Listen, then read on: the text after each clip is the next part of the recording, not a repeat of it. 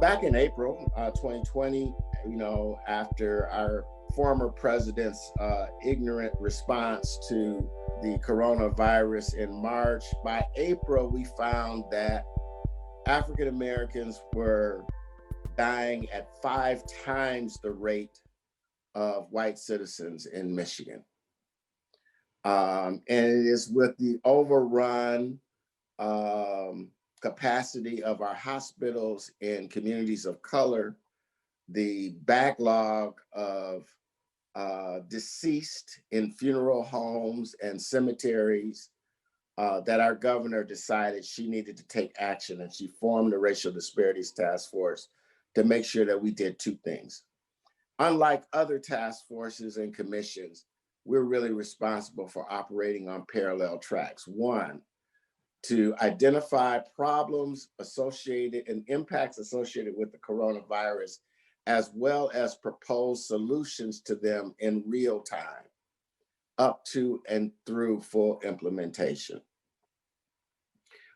We've worked very hard to do that, and as such, we were able to reduce that death rate to below the Black population's percentage in the total population of Michigan. So while once we were 5 times the death rate of Caucasian Michiganders, Black folks are now just 1.5 times that rate. And so we've made significant improvements there through a number of initiatives. But then secondly, the governor understood, and the lieutenant governor understand that, and as Tamasha said, the coronavirus only illuminated racial disparities that already existed.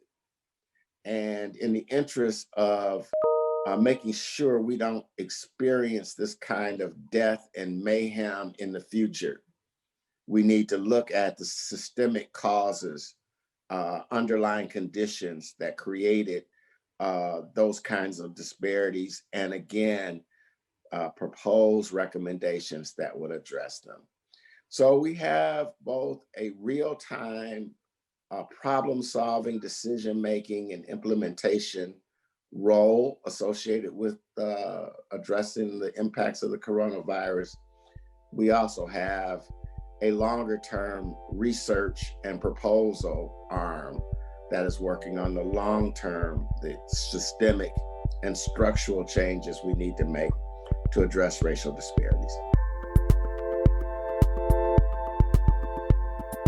You can find more at onedetroitpbs.org or subscribe to our social media channels and sign up for our One Detroit newsletter.